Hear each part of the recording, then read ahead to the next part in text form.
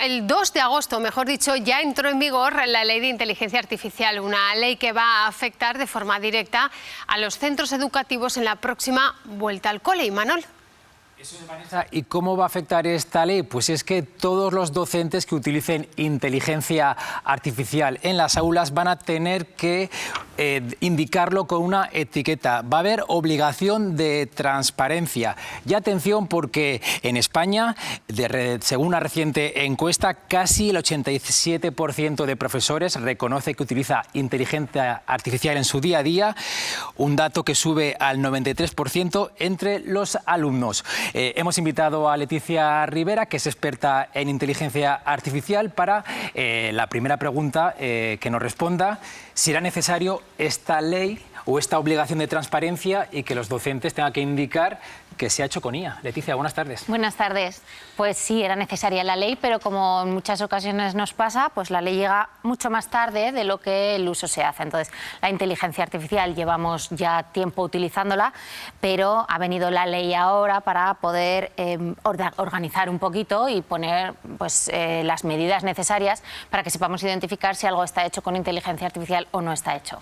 ¿Echas en falta algo en esta ley? ¿Algún aspecto, algo que se pueda perfilar mejor?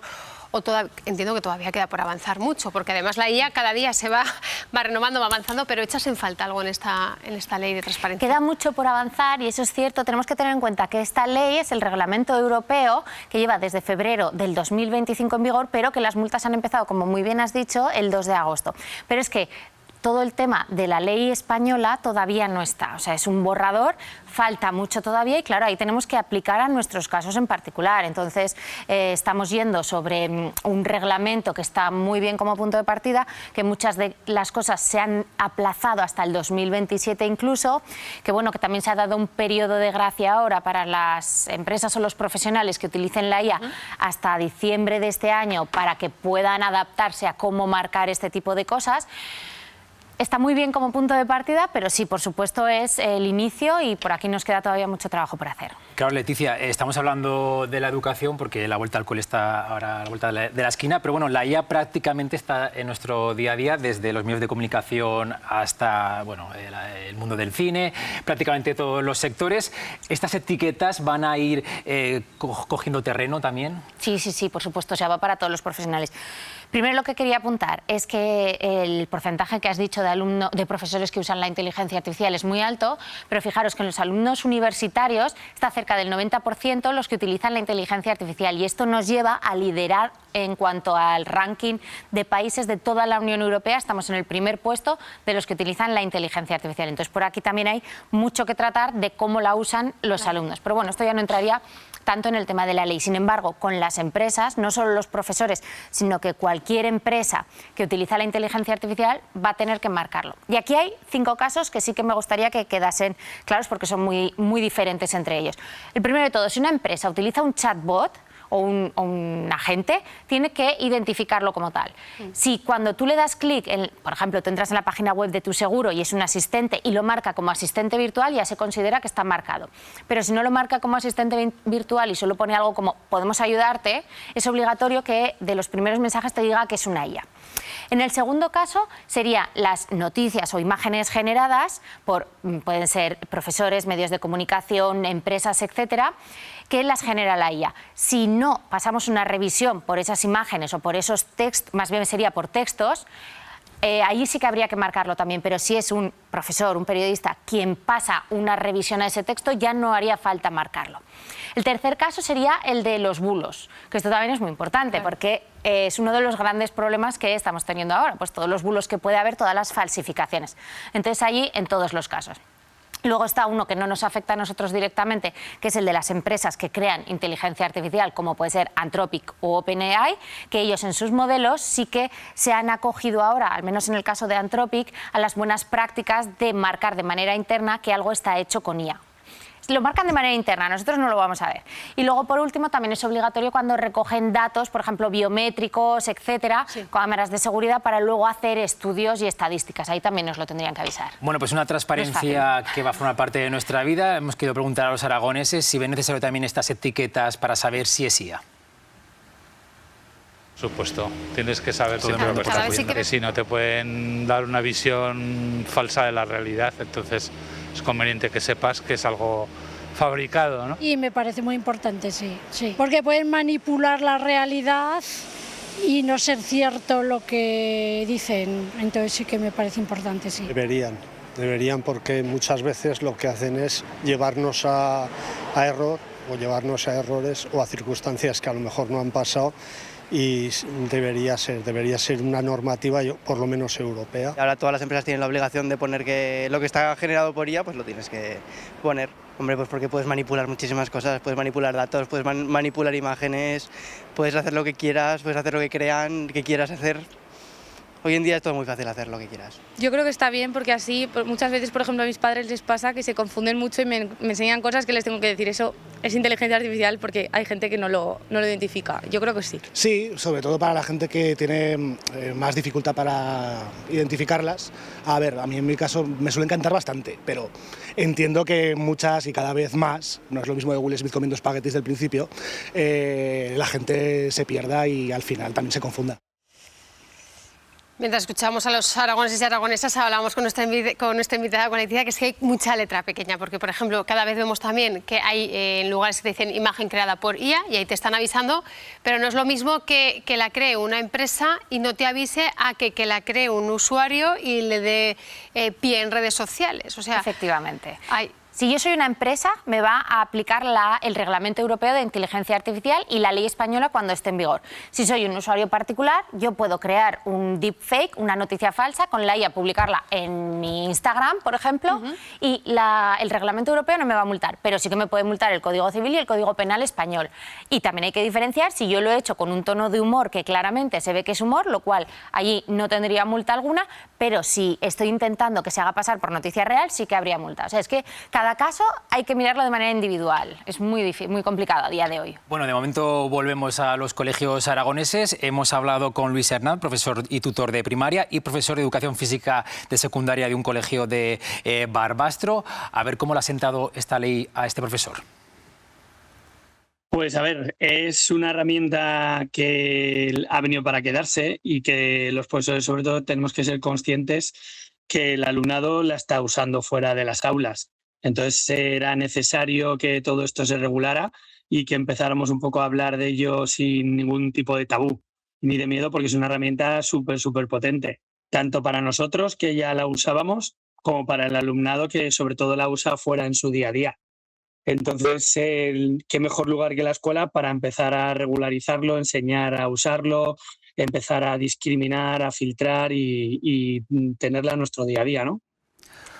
Bueno, ahora vamos a conocer en el caso de Luis para qué utiliza herramientas de inteligencia artificial. Pues como profesor lo que sobre todo nos ayuda mucho es a filtrar pues todo el tema de la burocracia, que es lo que más tiempo siempre nos lleva, ¿no?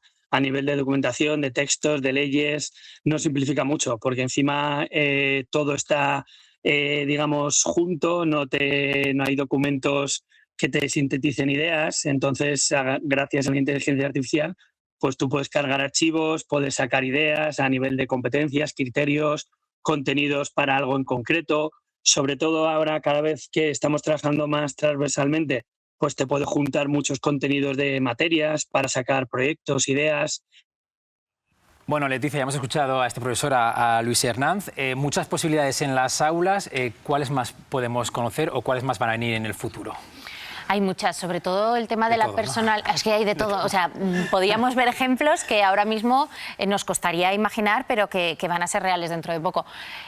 Para el tema de la personalización en la educación va a ser de lo primero que se empieza a implementar. De hecho, ya hay varios colegios en Reino Unido que lo están utilizando. Pues tienes cada alumno su inteligencia artificial y es el profesor el que se encarga de configurarlas. ¿Para qué? Pues para el alumno que puede llegar hasta aquí va a llegar hasta allí y para el alumno que necesita un poquito más de apoyo, la inteligencia artificial también le va a ayudar. No se trata de sustituir al profesor, sino pues de esa pequeña ayuda. Leticia, ¿se es menos profesor por usar inteligencia artificial? ¿Se es menos periodista si nos apoyamos en estas herramientas? Lo desarrollo para todos los sectores. Sí. No sé si... ¿Qué opinas? Pues ahora mismo da todavía como mucho reparo reconocer, decir... ¿no? Por ejemplo, sí, exacto, lo he hecho con la inteligencia artificial. Yo no tengo ningún problema, en mi trabajo la uso para muchísimas cosas, pero es que eso es lo que me permite llegar al punto en el que estoy, tanto en calidad, que la calidad se multiplica, como en el tiempo, que se recorta. Entonces puedo hacer un trabajo de muchísima más calidad en mucho menos tiempo. ¿Por qué no vamos a hacer eso? ¿Se puede tener miedo, por ejemplo, a despidos o a recorte de personal? ¿Por eso no quieren reconocer que lo usan? La inteligencia artificial en cuanto al trabajo va a afectar muchísimo, sobre todo a los perfiles junior en los próximos años. Entonces son perfiles que normalmente cuando entran a las empresas hacen trabajos más administrativos o menos de pensar, menos estratégicos, entonces ahí sí que va a afectar bastante a la hora de aumentar el paro juvenil, pero claro, también hay que tener en cuenta que luego esos junior terminarán siendo senior, entonces no tiene ningún sentido que una empresa haga algo, pero sí que va a afectar. Claro. Bueno, pues volvemos a los colegios. ¿Aprobará el sector de educación esta ley? Vamos a verlo. No debería. Obviamente siempre hay gente que está en contra, pero yo creo que es por más desconocimiento, por lo típico de que se dice, ¿no? De es que siempre o que toda la vida lo hemos hecho así, o que es que, o igual no, por desconocimiento de la herramienta, ¿no? En el sentido que argumenten, no es que vamos a volver a los alumnos más vagos o solo van a copiar y pegar todo, ¿no? Es simplemente que nos tenemos que adaptar. La información está ahí y antes, por ejemplo, lo buscábamos en Google también a golpe de clic y ahora realmente pues te lo van a argumentar y te van a ampliar la información con esta herramienta. Bueno, Leticia, habrá que esperar si sienta bien en el sector. De momento, ¿hay alguna herramienta o programa para saber el ciudadano, por ejemplo, que no está viendo, reconocer que se está utilizando la inteligencia artificial? No. Hay muchas, sí, pero no son fiables al 100% ninguna, no tenemos que fiarnos en eso. Por ejemplo, si nos llega una imagen por WhatsApp que no sabemos si es cierta o no, si está generada con inteligencia artificial, las recomendaciones que doy siempre, búscala en Google o búscala en un buscador para ver si está en alguna otra fuente, si es sobre una noticia algo impactante, mira a ver si otros medios de comunicación han dado esa noticia, y luego hay que tener en cuenta también que suelen estar hechas para provocar pues, o enfado, rabia o temas políticos que nos confrontan, entonces todo eso nos tiene que hacer sospechar. En vez de reenviarlo muchas veces, es una comprobación muy rápida. Bueno, Vanessa, te hemos preparado un juego. Difícil es saber la diferencia entre una imagen creada por inteligencia artificial o una imagen creada por un fotógrafo.